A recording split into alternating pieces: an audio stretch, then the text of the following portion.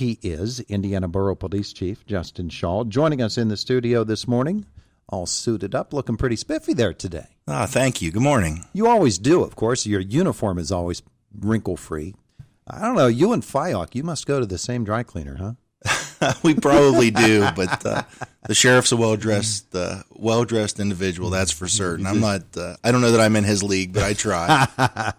Conversation this morning brought to you by Marcus & Mack, a law firm representing injured people. Hey, there's something in our news today that I think highlights interagency cooperation, let's call it that, here this morning. And that was Indiana County probation officers came across a suspect and his mother, and both were taken into custody after they called state police, and they did the investigative process. They found meth and a stolen weapon and things of that nature in this house. Not to comment specifically on that case, but the way that agencies cooperate with one another as a whole and the roles that each of those agencies play.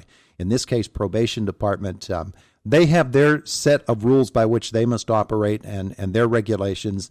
You as a police agency, you have yours. District attorney, his office has its rules. They all have to mesh together, don't they? We all work together. That's it. And in Indiana County, we have a wonderful opportunity for everyone to work together for best outcomes. And to your point, it would be near impossible to do all of the jobs that need done without a great deal of effort and cooperation from a great deal of agencies. So without getting into specifics, because I don't know the specifics, but we do have Indiana County Probation. We have the Sheriff's Department. We have the State Police, IUP Police Department.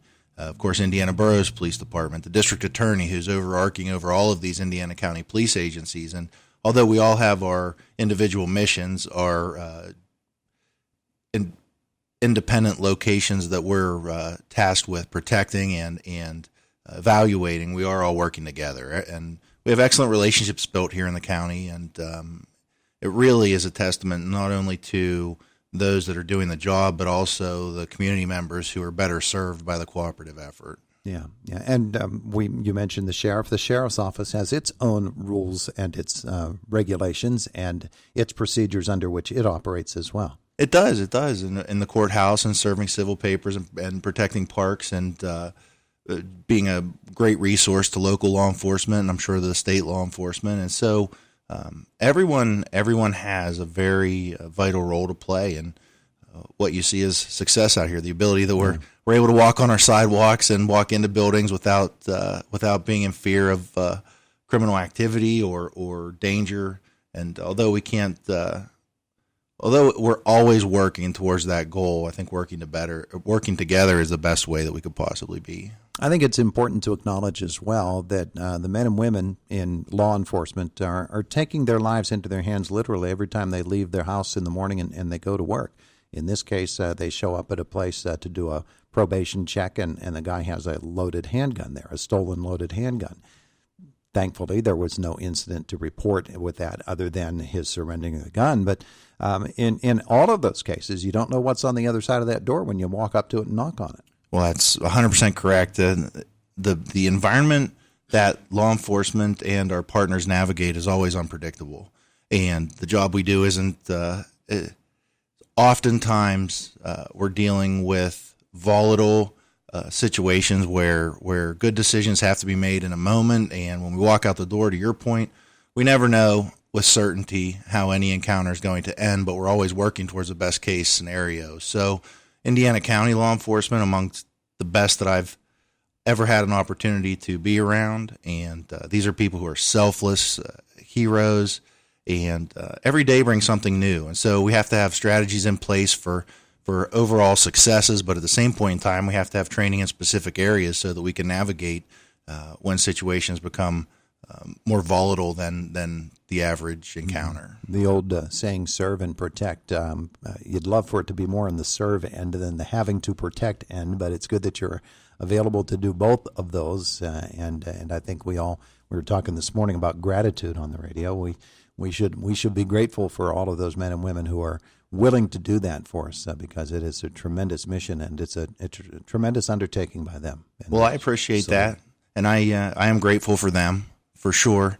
And it's police services are very broad. That's a very broad topic, and I've tried as chief to expand our efforts of police service, because really a lot of the services that we do engage in go generally unnoticed. So I appreciate highlighting those positive aspects that we're able to put forward for the community, but undeniably there are some police service efforts and endeavors that are inherently dangerous, that only trained, well-equipped, protected law enforcement officers are best to handle. So certainly grateful for that effort. We're Indiana Borough's a police service organization, but that does not mean that we are not involved in dangerous situations every day, as with all of our partners. So it's a complete effort. It's a wide range of services. We're all geared towards keeping the community safe and best outcomes for each other and for everyone else. Witnessed the other day an argument, a very loud argument between two individuals, and a woman trying to sort of step in the middle and calm everybody down. Sometimes that's where police need to be called in order to protect everybody. Protect the two people involved in the argument from one another and the people who are surrounding them as well. Diffusing contentious situation, it's part of your training, I know, but we really need to be assured that that is exactly what is happening in a situation, that somebody is there on hand, or somebody is on the way who is going to help to calm things down, and people should be really wary about stepping into a situation where they don't know what's really going on, and let the police handle it. Yeah, we get these questions a lot. Well, what should I do if I see this? And some situations there might be a time where a community member might be compelled to act, but in all others, I would offer that being a good witness to what's going on, giving accurate information to the responding first responders who are arriving on scene is really important.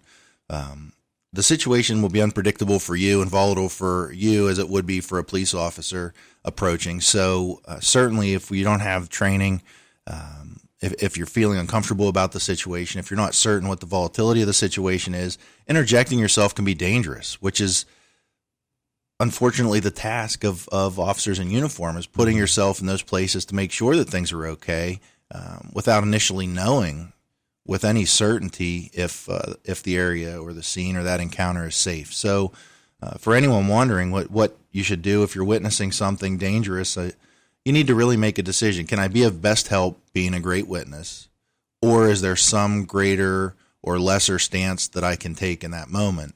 And although it's going to be an individual decision, and I certainly can't make it for anyone, I would just offer that of best help to us all the time is when we have a good witness who can give us reliable information. Yeah. And you're right. Sometimes you have no choice but to be involved in a situation, and when that choice is taken away from you and you act, then good on you. But at the same time, with everybody having a phone nowadays, somewhere somebody needs to find the time to call 911 and get the authorities there. That's right. All right, so what's happening in the downtown this summer? There's a lot of people moving about now as opposed to last summer at this time. The outdoor dining is going on. There are events that are happening, and you're out there patrolling, making sure that everybody's safe with that. Yeah, there are some great things happening in downtown Indiana, and just the sheer volume of people out and about is a testament to perhaps our resilience in coming through the past year and a half. So there are more special events that are being scheduled throughout the summer that our community will be able to take advantage of. All of our businesses are welcoming customers in, and to your point about outdoor dining, it really does create a nice atmosphere to be able to sit downtown with family or friends, and so from a police department standpoint, we're always interested in just protecting everyone, supporting everyone. You will see with more frequency, if you haven't already, police officers on foot, police officers on bicycle. We're excited to get back to some of those more community-oriented things that we enjoy doing, and just generally being out and about with everyone. Yeah. One of the things that we note, and sometimes with distress at this particular intersection, as people cross the street, sometimes motorists don't give them the right of way when they have it, and sometimes people it's something probably we all have done at one time or another. Maybe some people do it more frequently than the others. Got to beat that light. Got to beat that yellow light. Yeah. and it's the natural inclination that when the light turns yellow, what do? We press the wrong pedal. So it just a call for safety with people behind the wheel and walking across the street too. Yeah, thank you. It is a call for safety. I mean, when we're out here moving around, we have to be safe. It doesn't really do anyone any good to know who's at fault of a crash that hurts someone because someone's hurt and there's been a crash. So to that end, both the pedestrian and the motorist need to be using due caution because we don't want to see a negative event happen, regardless of who may be ultimately at fault or whose insurance is going to take care of what damage. Mm-hmm. So you are going to see this summer, and we've started already, but an increased police presence at intersections in town. There were a lot of things that we tried to scale back intentionally as there were less motorists out and about to get us through the last year safely. But those things are all coming back. So as far as traffic studies, traffic safety efforts, officers at intersections, I mean, these are all things. If there's a problem at a specific intersection, we'd like to know about it. We can assure you that we will look at it, be down there, and take any steps necessary to make it a safer place for both motorists and walkers. Yeah, absolutely. And to circle back around to where we started this conversation, if you see something happening that seems suspicious, don't investigate yourself, call police, right? Yeah, we would love the call. We would love the best information that you have. You can call us 24 hours a day, and working together is absolutely the best thing we can do for each other. He is Indiana Borough Police Chief Justin Schawl, all dressed up with some place to go today. We appreciate your visit. Thank you. It is the voice of Indiana County, WCCS 101.1 FM and AM 1160. FM and AM 1160.